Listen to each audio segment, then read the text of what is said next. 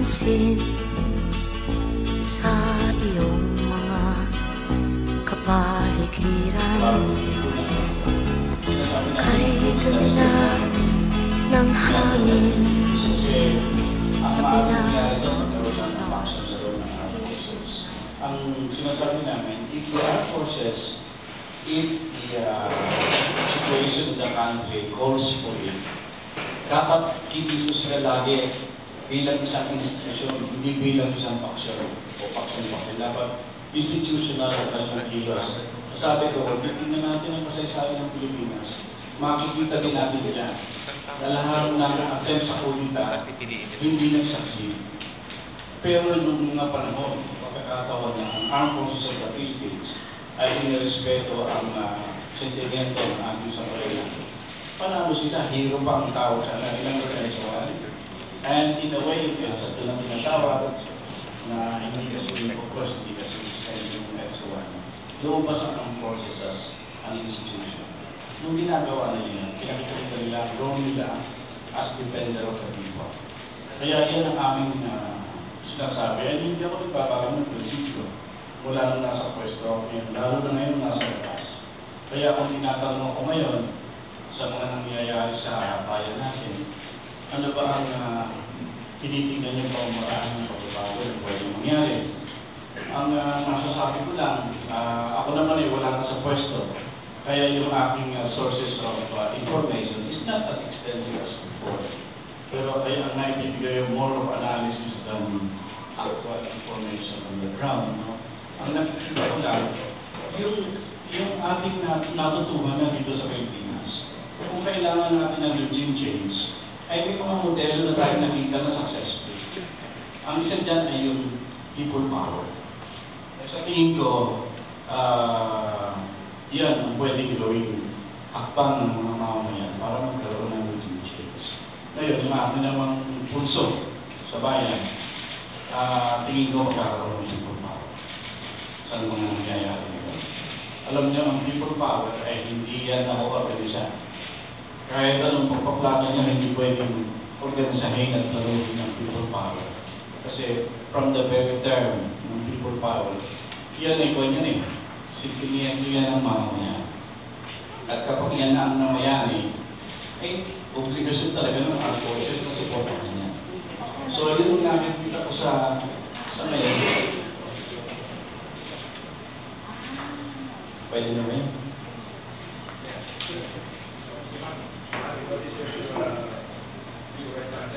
What we will do is we will ask our resource person, our guests, to give us their views what's happening right now, and after that we will have questions. Morning, gandang umaga po sa inyong lahat. At morning, gandang umaga po sa inyong lahat. Papasalamat po ako sa maraming dito sa forum ni Congress inaanyayahan po namin ang ating mga kababayan na tumalo sa MAS at EDSA 2-22-15 this Sunday. Tomorrow po yan, February 22, starting at around 9 or 10 o'clock. Ang High-Moon Mass po will be celebrated with the Archbishops, and it will be participated upon by the civil society, church leaders, as well as representatives of the different organizations, and all concerned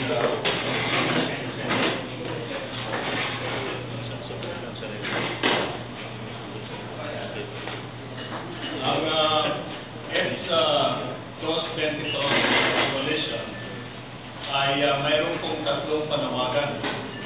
Ang aming pong panawagan ay number one, we're calling for President Benigno Aquino to step down along with his cabinet.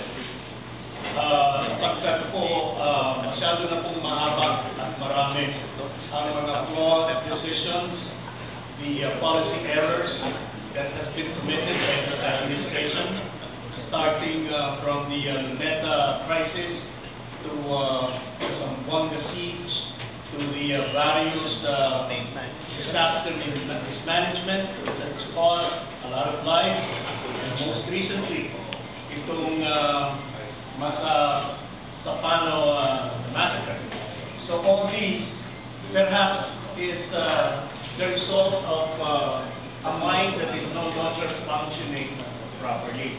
there are insinuations that the President is now suffering from Asperger's syndrome, and I have verifiable results that indeed such a diagnosis is now confirmed.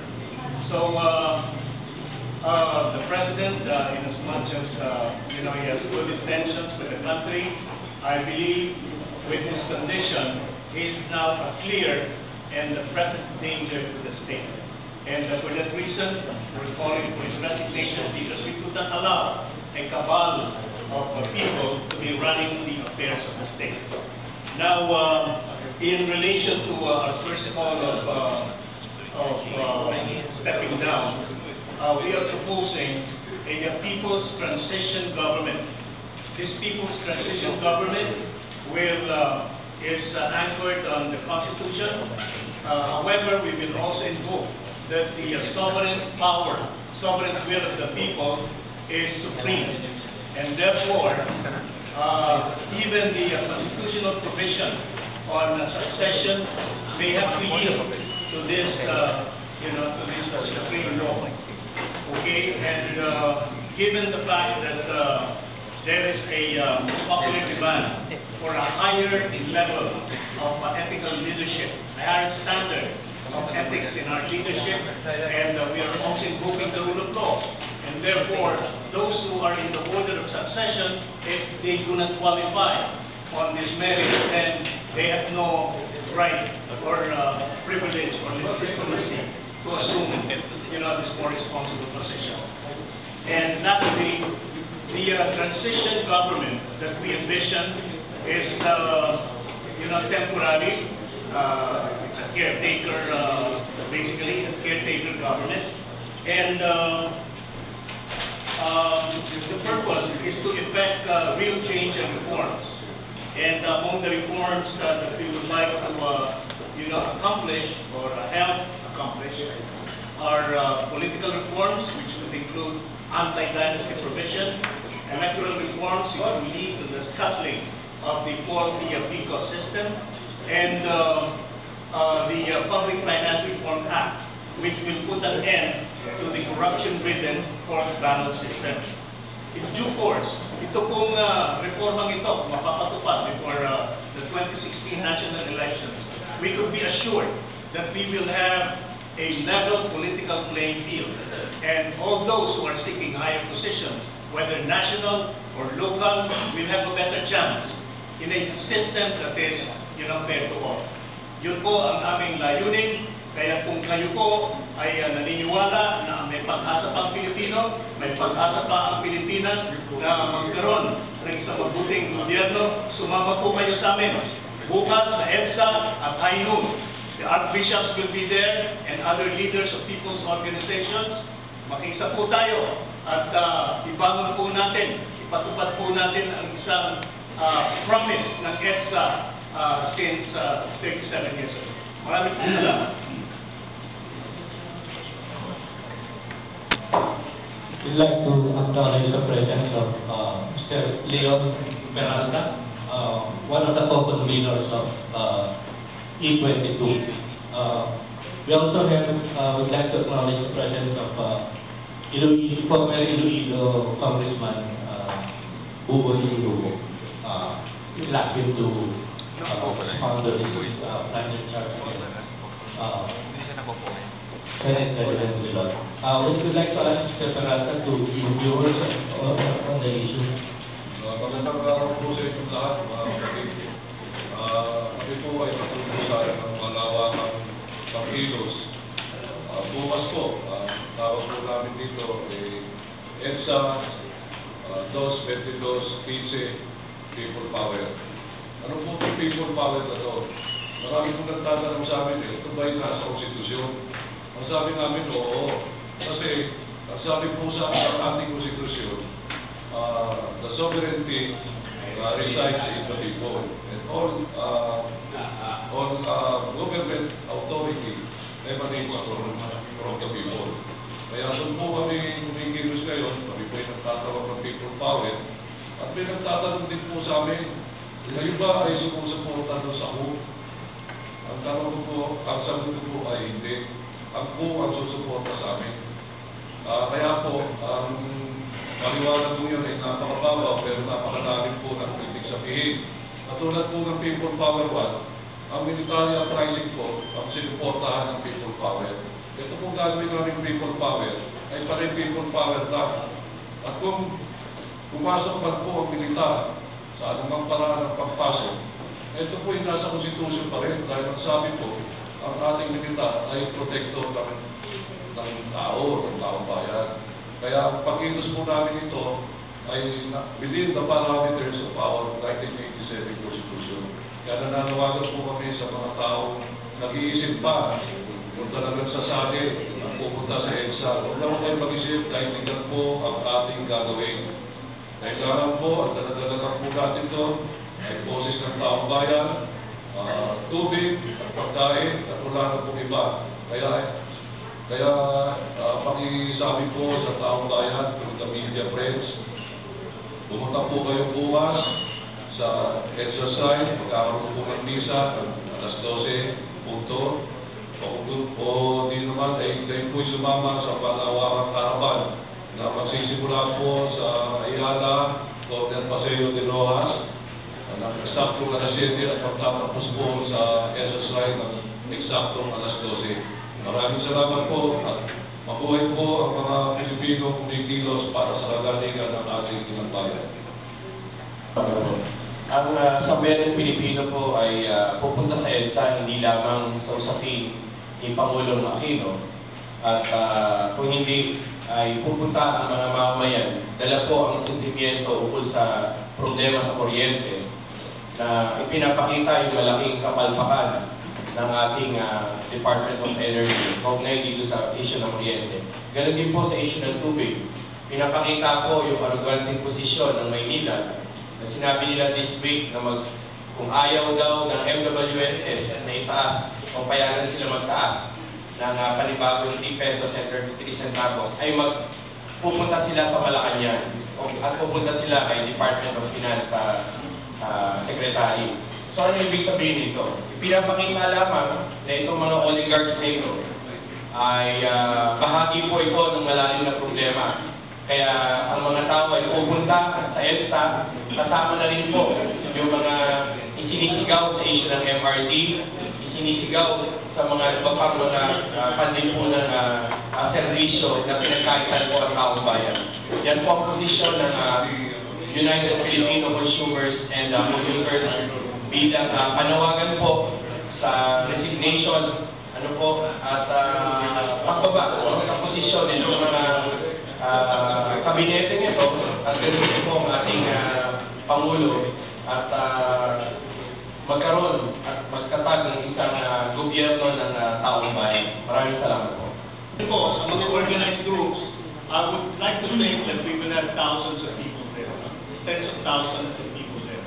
But we are also hoping that the Filipino people, especially those residing here in Metro Manila, will join us in our desire for good government, in our desire to ferret out the truth, in our desire to effect real change and reform.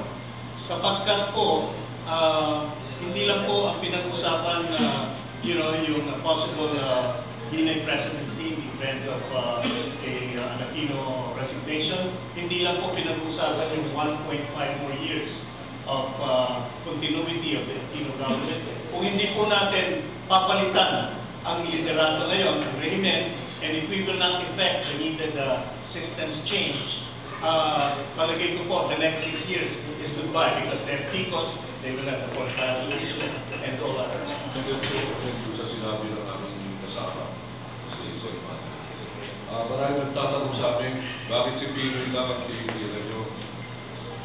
Ulitin ko po, clarification po sa mga tiga-media. Hindi po lang si Pinoy.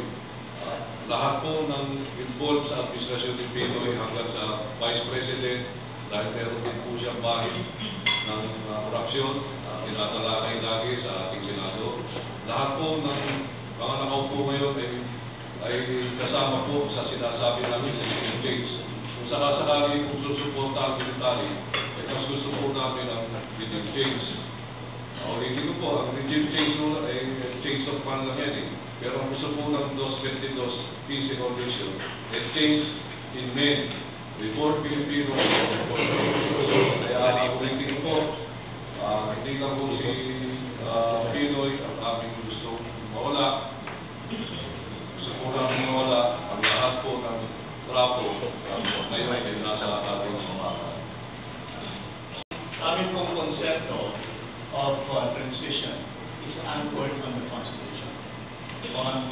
supremacy of the sovereign will of the people. No? And alam po natin na mayroong succession order. Pag nag-resign po o natanggal, then Aquino, ang constitutional order of succession is Vice President, Senate President, and the Speaker of the House. Ngayon po, since there is a growing clamor, very popular clamor, you know, for leadership to be more ethical and moral in character and purpose. Nakikita po namin na ang rule of law will have to be strictly implemented. And therefore, yun pong mga nasa succession order from Vice President, Senate President, Speaker of the House, naturally, if you will strictly follow it, mababypass mo yan. No? Madi-disqualify yan. So, given this scenario, there is only one logical, moral, and legitimate heir to the mantle of leadership kung ang natitira po dyan ay Chief Justice of the Supreme Court. And while wala po sa ating saligang batas ang succession order all the way to the Chief Justice of the Supreme Court, if we refer to the spirit of the Constitution, tatlo pong branches of government yan, equal branches of government. So, kung discredited po masyado ang executive and ang legislative, ang matitira po dyan ay judiciary. Kaya sa American Constitution po, kasama ang Chief Justice sa order of succession. And given the moral, ascendancy of the Supreme Court with their unanimous decision against the DAP and the PIDAP, naniniwala po kami na ang legitimate successor, in the event of resignation or departure, ay ang Chief Justice ng Supreme Court. Hindi ko po kilala si Chief Justice Sereno, but that is based on our analysis, that is based on the natural flow of the moral ascendancy of a new Philippine leadership.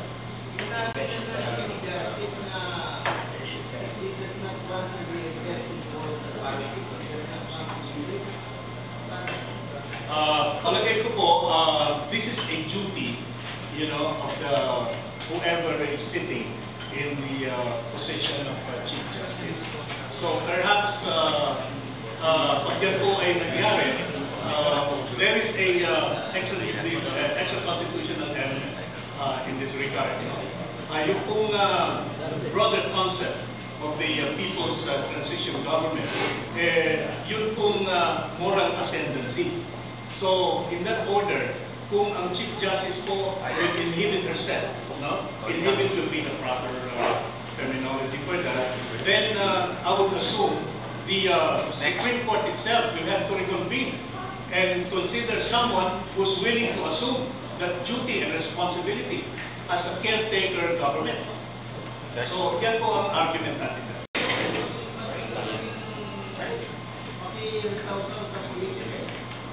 Palagay ko po naman na wala pang categorical denial that they will refuse the duty and the obligation to lead as a caretaker government. Assuming po, well, given not that anything can happen po, but then the revolutionary character of PTG will have to set in. Well, meron po mga suggestions that our moral leaders, those from the church, the best of them will have to come out. Meron po tayong mga magtitinig na meron naman tayong isang presidente na kahit papano hindi naman nakakulong, wala naman under-charge. Meron po tayong mga retired, judicial officials. Meron po tayong mga matitinig na mga people from the media. Marami po mga sektor na who are willing to lead this country. And I don't think we have a shortage of quality leadership. We just have to identify them.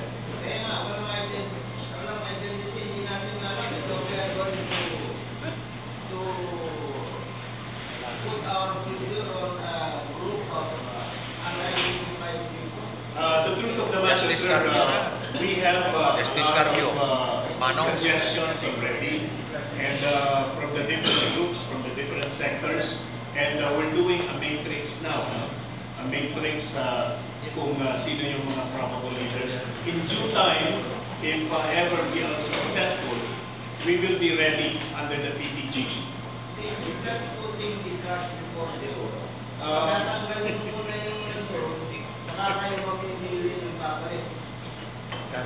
Meron pong standing na mga suggestions. Ano? Meron po tayong matrix. So, in the right time, the right time will be upon the departure of the ex-president.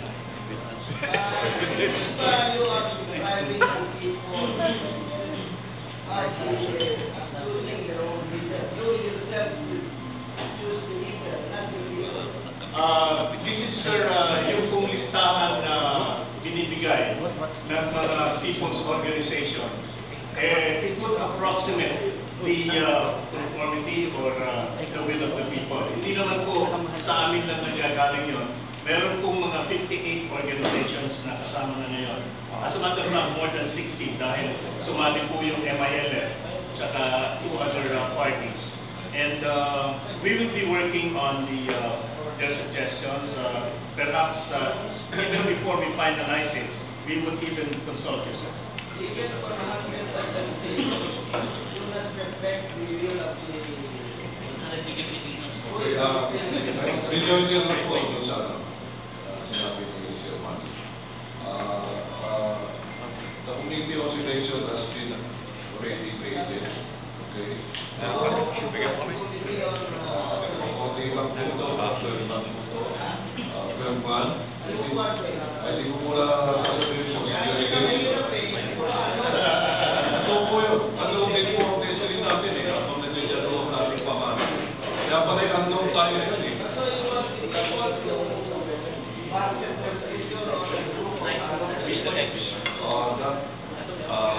Not necessarily, sir. Maybe, Sir Yung pong aming koalisyon is a very broad coalition. It's inclusive, representing the left to the right. Meron po kami dyan na mga emancipated traditional politicians, no, na may bagong pananaw. Meron po kami dyan mga left groups. And meron pong 4 groups dyan. 12 representatives.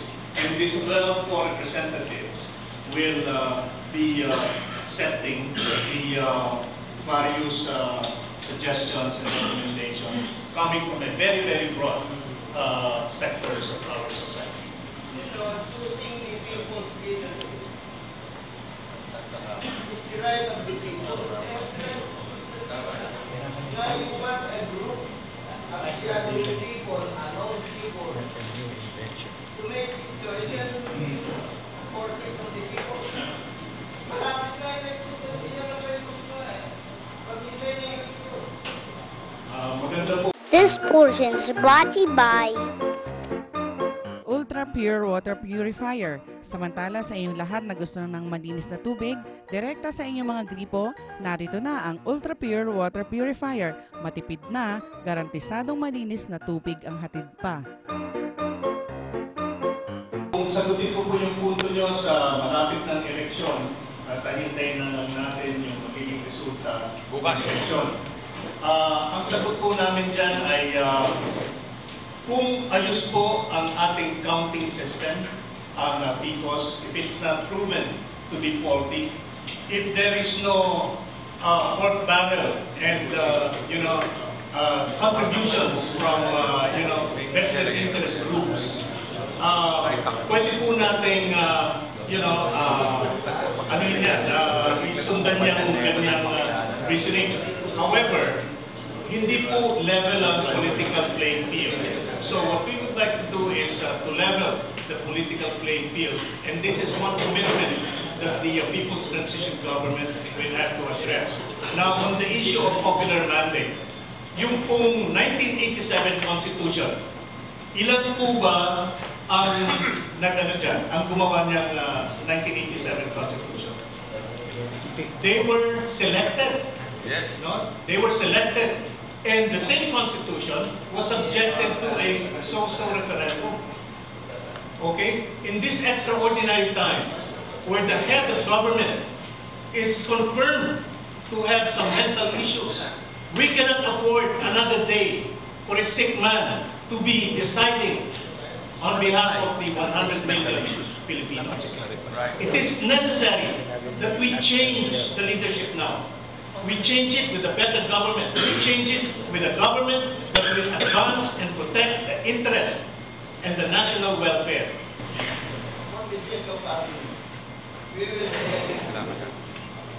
Ang hindi natin alam kung sino yung papalit. Baka isang pastorya, grabe yung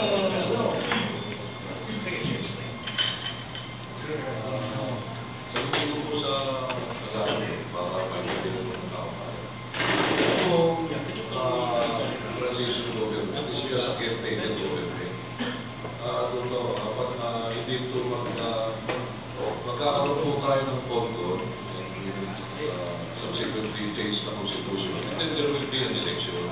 Kaya yung sinasabi niyo po na ang tao po ang pipili ng leader natin, ultimately magkakaroon po tayo ng election. That's a promise that we have to say to the people. Kung may magalala, darating ang panahon, magkakaroon po ng election, national election, at piliin niyo po ang dapat yung piliin. Nasagutin daw ni Arden yung ano.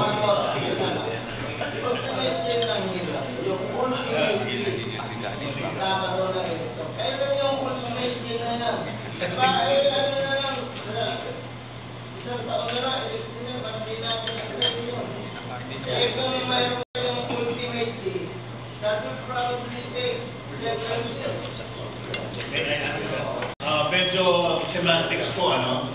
We are committed to following the constitutionally mandated election schedule. As a matter of fact, ang isa pong commitment ng People's Transition Government is to level the political playing field in order for the popular will to be reflected. Sapagkat may eleksyon nga po, kung PICOS naman ang nagbibilang ng inyong mga boto, kung pork barrel naman ang pumupondo sa mga mabibigat na propaganda that can kill or change the will of the people, then that election is a sham election. What we would like to do is to, yes. Which you would also do, kapag kayo nakaupo dyan, kung kayo upo dyan, pwede nyo rin influence lang, election ng karon, election na kayo 16. Not necessarily, sir, because kaya nga ang aming proposal is for a non-political entity like the Supreme Court, the Chief Justice of the Supreme Court, to assume the mantle of leadership. We are yielding to a non-political entity who has professed, the moral ascendancy, the ethical ascendancy of, people have elected yung mga tao na sinyang ipalit sa kanin ng mga presidente. Ayon sa Duterte. Kung marami ng 2005, nag-file yung big push laban kay GMA kasi hindi magkakato yung mga leader sa oposisyon doon sa pagpalit. Tapos sila, how do you understand? Ayaw din kay Dominic Castro. So, nag-fail yung big push laban kay GMA. And then, nung tumitig mo ngayon, ganun din. Tapos sila, hindi lang kilala kasi hindi mapalit. Di ba? So, ano yung kaibahan doon? Sa ngayon po tayo ay nasa isang sitwasyon na nangangailangan na may mga taong tumindig para sa ating inang bayan. At hindi po lahat ng tao o mga Pilipino ito ay tinatanggap ang challenge na yan. Kung bibigyan po ng pagkakataon ang inyong lingkod, ang issue po ng consumers and commuters, kaya po namin itinataya yung aming sarili rito, ay ibig namin magkaroon ng isang tunay na pagbabago ng ating lipunan. So, doon po sa tanong niyo po, Sir Heath. Ako po, kung tatanggapin ng sambayan ng Pilipino, ay willing ako na itaya yung aming buong pagkatao para magsilang ng isang bagong Pilipinas. Pero dito sa isang revolutionaryong sitwasyon, at kung ito ay magtatagumpay at sasamahan ng tao, ito po ay panandaliang transisyon. Hindi ito dapat tumagal ng isang taon. kinakailangan, kung sakali po na isa po sa mahirang doon sa konseho ng mga patriotikong Pilipino na ito, na magbabago ng ating lipunan, ay hindi po ako pwedeng tumakbo sa anumang pampublikong posisyon para sa transition na ito ay maging malinis at walang bahid. At sigurado naman po, kung nagtagumpay ang pagkilos na ito'y sinusuportahan ng nakararaming Pilipino at ng mga nasa serbisyo. At hindi tatagal ang gobyerno nito kung wala itong suporta ng malawak na taong bayan. So, paligid ko po, kailangan talaga na ilutang ang mga personahe at mukha. No? Kaya sa aking palagay, katulad po ni Ginoong Manny at ni Ginoong Leon, ay tinataya po yung kanilang mga sarili sa usapin nito. Ganun din naman po sila Secretary Gonzales. At ito po si Congressman Buboy Siuko. Ano po? At marami pang ibang mga Pilipino na gustong tumaya sa pagbabagong ito. Ito po ang tamang panahon. Kung gusto natin baguhin ng ating bansa, ay itaya na po natin. Hindi po ito pagtaya para magpalit lamang ng bagong trapong gobyerno na muling aalipin sa malawak na sambayan ng Pilipino. Ang gusto natin ay isang tunay na pagbabago ng ating lipunan sa pagkatatag ng isang patriotikong gobyerno na nakaaya-aya po sa lahat, na hindi papanigan yung isang poder ng kapangyarihan lamang. So, muli, yan po ay galing sa ating konstitusyon, tayong kapangyayari sa bayan ng Pilipino. So, itinataya po namin yung aming buhay, yung aming lahat na po sa bagay nito, para lamang sa pagmamahal sa ating inang bayan. At ito po ay aming paninindigan hanggang dulo, kung saan mo po ito makarating. Habang dito yung leveling is very good. You form a small group of self-appointed councilmen, choosing the leader of the 110 million people. That is leveling is very good. You are stealing the right of the people to choose their own leader. In the course of leveling the political playing field is number one, we would like to scuttle the peoples. We have experts from the Philippine Computer Society. I'm a computer professional myself for the past 30 years. Meron po kami mga legal resources sa Pamule that has concluded that the PCOS is defective. It's not something right. Secondly, yung anti-dynasty provision, we would like to incorporate this in our electoral laws. Thirdly, yung pork battle system, the very corrupt system that is fueling, corrupt politicians from assuming power. So, with this said, walang PCOS, with anti-dynasty provision, with the pork battle system put in check, then we could say that we are leveling the political playing field. And as proof of what we are saying, our recommendation, our suggestion is to deliver the reins of power to a non-political entity that has assumed, a moral ascendancy, and that is the Supreme Court, the Chief Justice of the Supreme Court. This portion is brought to you by Elmost Whitening Soap. Narito na sa gustong pumuti at gumanda. Ito ang kasagutan sa problema mo, kapatid. Elmost Whitening Soap, sa murang halaga, kutis artista ka na. Medyo malungkot na mangyayari sa bayan. Yung normal proseso ng pagbabago. Dapat siguro, yung mga yan, ewan ko kung magtatrabaho pa.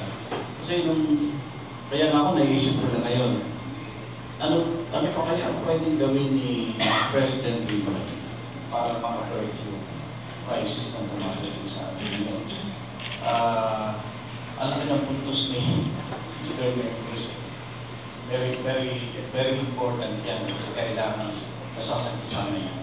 problema natin yung functioning ng ating society dito na pinagkailan. Dumadating tayo sa puntos na ang mga pwedeng gawin ay mga extraordinary measures. Pangalawa, ang problema natin, baka ang gagawa, hindi na yung mga normal channels of change. As ito yung nangyayari ngayon, ang indications na talagang one, kailangan magkaroon ng fundamental change of Philippines.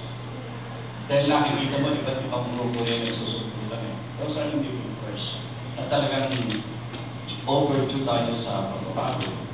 Ang dapat initingnan natin mabuti ngayon dyan ay kung yung pagbabago ay hindi makaka-destroy o makakaswira sa ating lipunan.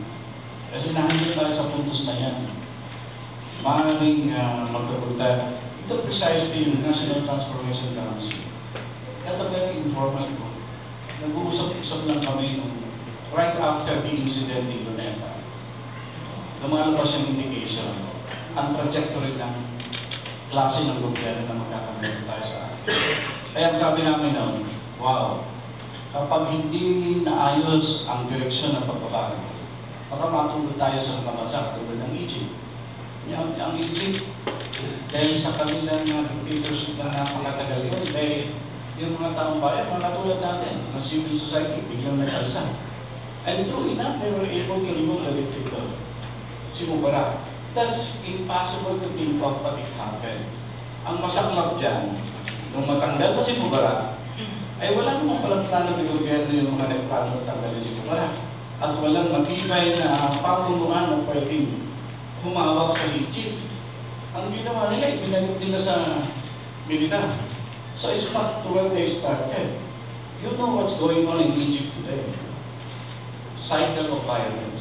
You know what's happening to most countries in the Middle East. Ganun din. Ngayon, ang nakakatakot, noong kami nag-uusap-usap mga 3-4 years ago, yan ang iniisip natin eh. Baka mangyari sa atin yan. Kailangan, doon pa pinag-iisipan natin. Kung tatanungin niya ako ngayon, ito pa nito bandi. Para we can buy time para hindi maging very critical ang sitwasyon sa Pilipinas. Kung ako si Pinoy, and this is the idea, I don't know if you do it. Kung ako si Pinoy, papakinggan mo yung mga pinagsasabihin ng tungkol sa electoral. Yung ating IT experts nagsasabi na mali talaga ang ating electoral system ngayon. Talagang manipulated yan. Alam na natin ang 2010 and 2013 elections are not reflective of our desire or our decision as to who will be our leaders. Wala talaga. Makina ang bumoboto ngayon. At ang masama pa yung makina, foreigner pa ang may control. Never has this happened to our country before, but it is happening today.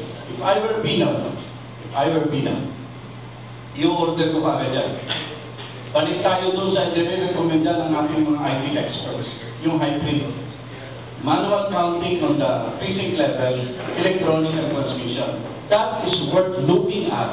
Kung magkakaroon tayo ng ganyang sistema, then an electoral contest is worth considering.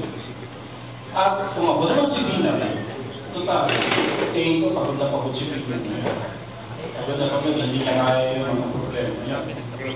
Tumawag na siya, pero bago yan, ayusin niya yung ating electoral system. Fix the electoral system, call for an immediate election. Pero yan, bandit yun. Hindi magbabago ang kalagayan ng mga mahihirap dito sa ating afterwards. But at least that will buy us time. But if you will ask us, alam niyo yung nangyari ng EDSA 1 na ating celebrate in the next few days. Merong nangyaring kinokya yan nung natanggal si President Erra. Those are golden opportunities for our society to make fundamental reforms. Pero unfortunately for us, nung EDSA 1, ang bumalik ay traditional politicians rather than progressive forces. Hindi naman natin mapipigil, hindi naman natin masisisi yung mga traditional politicians because the progressive forces in 1986, I think, were not prepared to take over. Kasi talagang silang nabugbog na sarado ng dictatorship eh. Kaya pag upo ni President Cory, kaya nga ako, naghahinayan ako na si President Cory, ginitap niya yung kanyang revolutionary powers within 9 months. Within 9 months, nagpunta tayo sa normalcy eh. Simple lang mga ginagawa eh. Sumunod ng bagong konstitusyon. Nagbuo ng bagong kabinet. Tinanggal na lahat ng tao sa gobyerno. Pinalitan ng kanilang mga OIC. Sa Europe yan. Tapos, pagtawag ng eleksyon, nowhere ang capability ng ating mga progressive forces na umengage ng eleksyon. Kaya nanalo ng mga progressive na progreso. Sayang na revolusyon. Diba? Panahon ni GMA. Dapat si Erap sana mai-impeach. Diba? But because of an empty envelope, hindi natuloy yung impeachment. Ang nangyari, lumabas yung armed forces. Makita na, alam mo, yung people power ni GMA, 300,000 lang nasa EDSA noon. That's a very, very small people power. Nung panahon ni Cory, milyon. Ito, hundreds of thousands. Ang estimate namin yun, 300,000 lang. But even if it's only 300,000, the institutions that matter in the Philippines decided to march in the armed forces. And that's end of story. Ang sabi sa kami, yung mga aktivistang nasa loob ni President Jeremy, sabi namin, ma'am, golden opportunity for revolutionary change in the country. Pero sabi ng mga mayayaman, ipakita natin na normal succession from President who was ousted, a Vice President takes over. Sabi niya, para you are not rocking the boat. Yun ang nag-prevail. Kaya the rest is history. Ako, kaya hindi ako pa. Marami nilang kasalanan. Siyang nataon ng sa gobyerno ni President Gloria Macapagal. Ngayon, today, thanks for guys like you. Nagsisimulang umalap yung iba't ibang protesta. Alam mo, tingnan niyo po itong mabuti. Pumapasok tayo sa isang sitwasyon na hindi normal. Kung hindi sana nangyari yung mamasapano din sila. Kaya ni Pinoy na tapusin ang kanyang administrasyon. Kaya niyang magtapos kahit na hindi niya pa reforma ang electoral system. Kaya niya ituloy ang mga dayaan. Kaya niyang i-manipulate at ilagay dyan ang mga leader na katulad niya. Kaya sana yun. Pero not this time. Ang iniiwasan natin ngayon na mangyari ay kung ang pagbabago na talagang whether we like it or not, magsama-sama tayo natin. We cannot stop change. We can only guide it a little bit. Pwede natin bigyan ng kaunting direksyon niya, pero hindi pwedeng pigilan niya. Ako, my curious forecast as former National Security Advisor about there will be people power. Ngayon, kung darating yan, huwag nating waldasin. Winaldas na natin ang dalawang beses. Huwag nating waldasin yan. Ngayon, sino ang tatayo? Ipakita sa taong bayan ko. Ito ang direksyon, dito kayo sumunod. I can only give you my konsintabong opinion. Kailangan ng tignan dating ito ay hindi na mga individual. Walang individual na makakapasa sa ating mga Pinoy ngayon. We are so... Alam mo, sa nangyari sa buhay natin, wala tayong pwedeng magtiwalaan. Kahit aso na itindig mo dyan, sigurado may itatawag tayo dyan. So sabihin natin, ay yan, aso ni GMA yan. Kaya huwag niyo pagtitiwalaan yan. We have this kind of tendency, we cannot help it. You know, with what we have gone through. Kaya ngayon, ang titignan lang natin mabuti, what institutions bring about change in society. In the Philippines, there are two major institutions na kapag naisa mo, na i-partner mo to a group of our people, natatandaan niyo ba? Ano yung formula na yan? Big communities plus armed forces plus maybe a few 100,000 of our people. That's it. yun ang inyong titignan.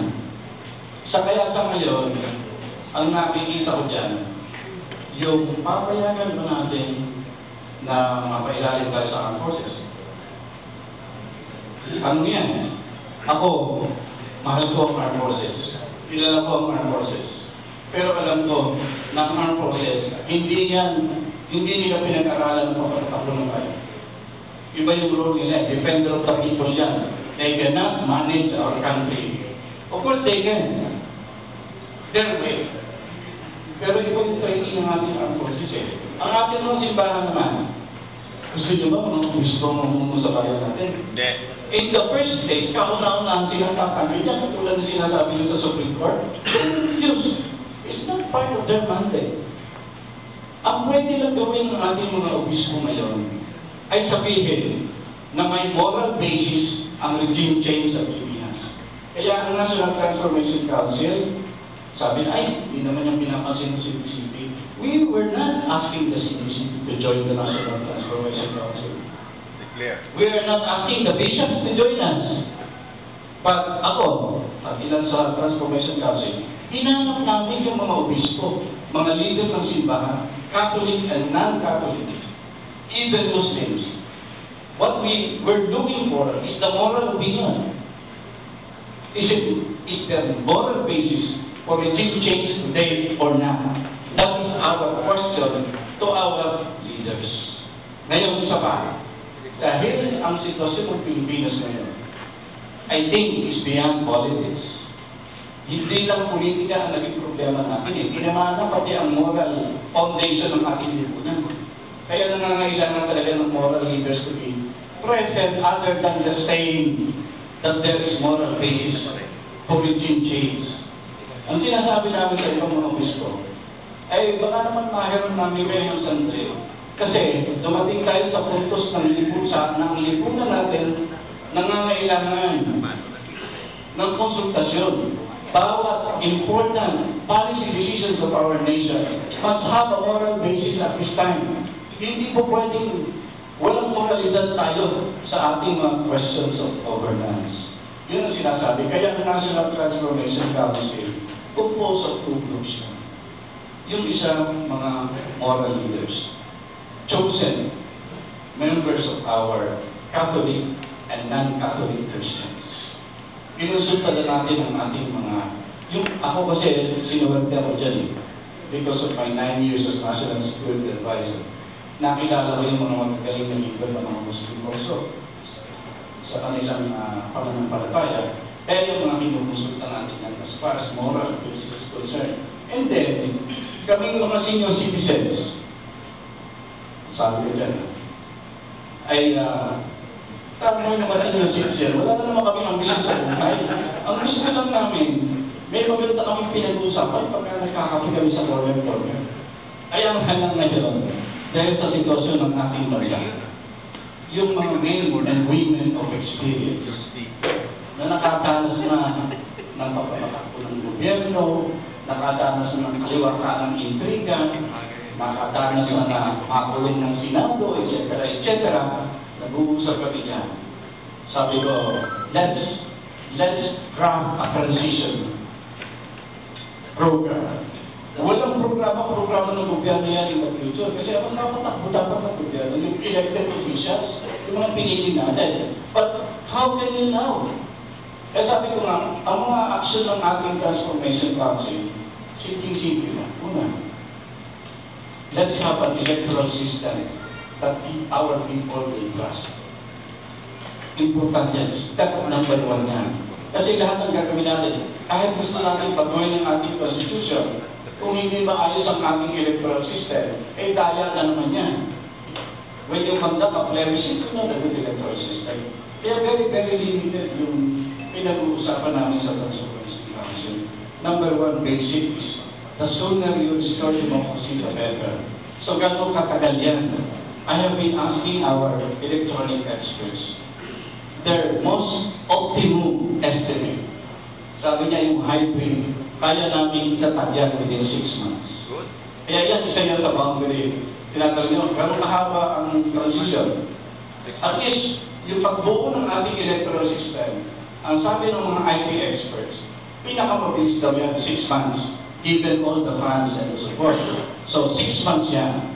So malamang ang ating transformation na period, at least 6 months, at least. Kasi importante yung first step bago tayo tatawag ng eleksyon. Tapos dyan, yung pagpapatakbo ng gobyerno, hindi naman natin papalitan yung gobyerno Kaya lang, kapag nagkaroon ng transition, who will take care of governance? Mga nakakaintindi, tinignan ko yung listahan ng mga kabinete mula sa panahon ni Marcos hanggang sa kasalukuyan. And I am emphasizing hanggang ngayon kasalukuyan, the present cabinet. Tinitingnan natin ang mga matitino, nagbago ng loob, nakakalating sa Diyos, all of that are examining. We have more than enough. Tapos pillars in our different important sectors of society. Marami dyan. Ngayon, kung kakausapin yung mga yan, pag kinausap mo yung mga ngayon yan, marami siya pagkatawanan ka. Sasabihin siya, sino ka ba? Bakit ko kami iniimbita in the first place? Ano ba ang poder na magbaba ka lalapit-lapit ka sa akin? Maraming ganyan. Kaya ang importante talaga sa atin, ngayon, first, yung mamumuno ng interim government, no problem. We have an excess of individuals, I think, who love their country, who love their God, and who would want to serve. Walang problema yan. Kami yung mga nakaranas ng pagbabatakbo ng gobyerno, alam na namin kung sino corrupt at sino hindi. We have an idea, sino magaling, sino hindi. Malinaw yan Hindi problema yung pagbubuo ng interim government, inanista. Ako, kahit natutulog ako, I can form a government tomorrow. Given the right to do so. Ang importante natin tinitignan ngayon, yung direksyon ng pagbabago sa atin. Tatlong malalaking elemento kailangan mo para matuloy yan. Armed Forces and Police, the union, faith communities, yung mga respected leaders of the faith communities, at taong bayan. Kaya tayo, ang pagtaruan natin yung taong bayan. Kasi sinasabi namin sa faith communities, hinihiligan namin ngayon ng moral guidance. But you will not lead this revolution. Huwag nating asahan na namumuno ng ating mga simbahan at mamumuno ng revolusyon. Hindi nila trabaho yan. Trabaho nila yung guide us. Ang armed forces the same. Their role is to protect the will of the people. Tayo ngayong mga lay people, that is our job. We must lead this revolution. Tayo bubuo. Gano'ng kadami yan? 1,000,000, 300,000, 2 million, 3 million, 5 million, I don't know. Ang importante is yung paglabas ng taong bayan, yung numero niyan doesn't really matter. Ang importante, kumbinsido ba ang process ng tama yan? Kumbinsido ba ang mga faith communities ng tama yan? Kasi, sabi mo, wala tayong dapat pagkakita. Kaya gusto ng mga tao magkatiwala sa isang grupo ng tao na hindi man lang kilala na they want to grab power by violating the Constitution. Meron tayong proseso sa Constitution na magpapalit. Pero gusto niyong i-shortcut dyan. Alam niyo po, kung tatakbo ang sistema ng Constitution, I will be with you. Kung tatakbo, ang sinasabi ko sa inyo bilang in my own little experience, ang sistema po ng Constitution sa Pilipinas, I am afraid, is failing at this time. Yun lang naman ang problema. Kung magsasucceed dyan, anytime. Gusto natin matagal ang presidente, ang vice president, yung vice president, kakasuhan naman natin para mahulog, susunod naman ang ating senate president, o kinakasuhan na rin yung ating senate president, tapos yung ating nangyari sa ating Supreme Court, yung pagkakaroon ng dating Chief Justice Corona, some are happy, some are very unhappy. In other words, what's happening in our society today? In our society today, we have no agreement. We are not agreeing on things. You and I can debate the whole night through, but we will not agree.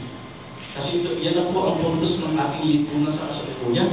Hindi na tayo magkasundo-sundo. simple lang ang aming formula dyan. Aming dinadasalan ng Holy Spirit para dumating na dito, tulungan tayo. Ano yun? Pero hindi naman yan ang iniintindi ng mga political analysts.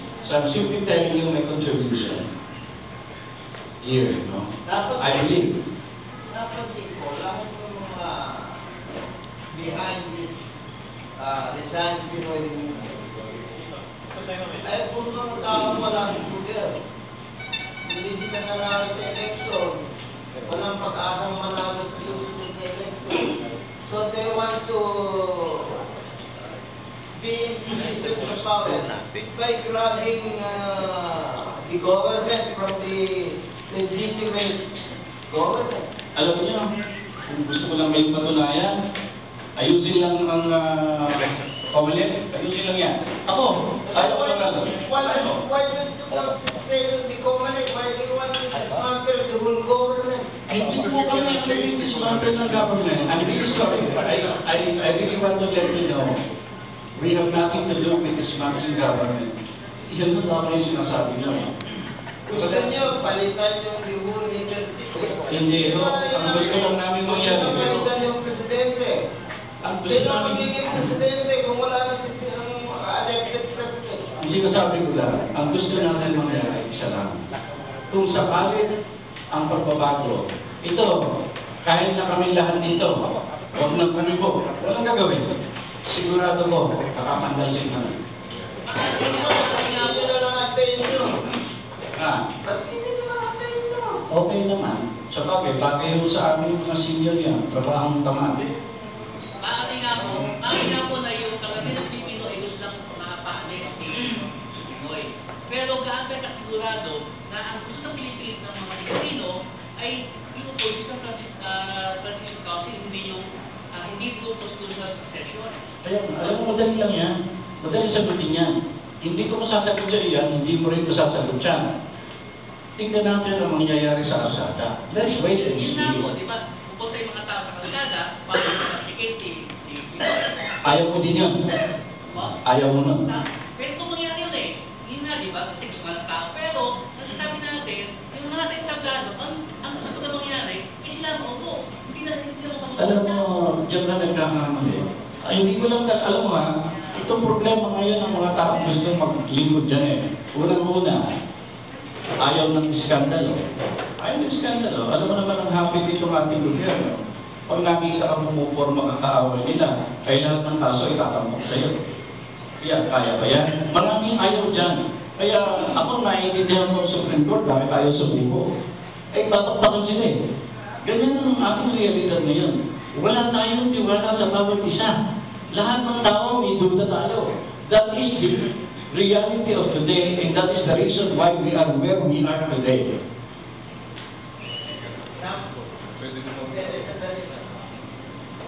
Tama ka. I agree with you. Wala tayong tiwala sa isa't isa. So wala kang tiwala daw sa Transportation Council mo. Ito na lang po. Wala kang tiwala sa akin. Wala kang tiwala sa akin. Kasi okay. Hindi kayo kasali. Medyo, medyo dyan lang po ako. Madali lang. We have a time constraint. It's 11:30. Thursday meron. We will have one or two questions tapos natapusin natin ito forum. To give a chance to the TV crews to interview yung mga resource persons. Few minutes po. Gusto ko po i-clarify. Ang NTC po ay iwalay po sa grupo ng EDSA 222 PC Coalition. Pero sigurado po, hindi kami iwalay sa advokasya. Kami po ay regime and system change. Ang system change po na gusto natin, palitan ng sistema, magkaroon ng moral recovery. Okay? Reform Filipinos for Reform Filipinos. Kanina po, very significant yung sinabi ni Secretary Tordo. Ang sabi niya, may apurba statement niya. Bihira po kung gagawa niya sa publiko na umami na mayroon din siyang pagkakakala sa ating bayan. Bihira po yan. Yan ang tinatawag namin mga reform Filipinos. Pwede kang sumali sa amin kung dating ang trapo, pero aminin mo sa publiko na nagkamali ka during your incumbency. lang po, dapat to maging maliwanag po to. Yung sabi na walang tiwala, natural po yun, may culture na po tayo ng tinatawag namin. Culture of corruption, kultura ng negativismo na umira dito sa ating bayan. Wala po talagang tiwala tayo sa isa't isa. Pero kung paano po tayo tutulong, hindi natin kapisin ang kultura ng korupsyon, ang kultura ng negativismo na umira dito sa ating bayan. Ngayon na po ang sumunod dyan. Dapat kumilos po tayo, ang mabuhay po, ang Pilipino, kumikilos para sa kagalingan ng ating bayan.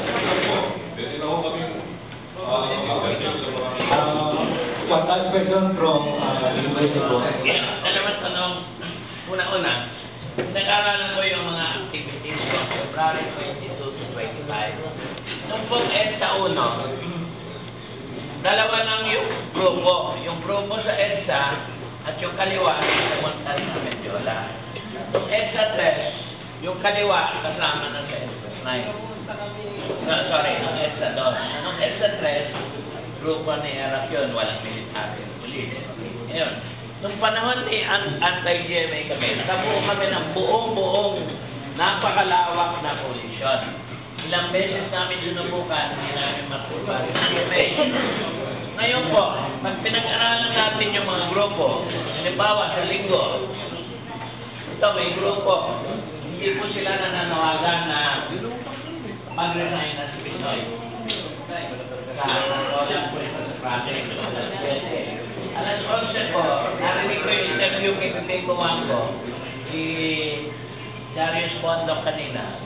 Ang gusto lang nila, makinig sa kanila si Pinoy. Hindi sila nananawagan na mag-resign. Alas 12, yung February 22 coalition, maliwanag po. So, February 23, 24, 25, maraming grupo. Ngayon, pagka hiwa-hiwalay ang mga grupo, hindi po nagkakaroon ng people power. Ang mangyari, ito red power, ito blue power, yung black power. Ngayon, tanong ko, paano nyo matitiping point si Pinoy kung hiwa-hiwalay?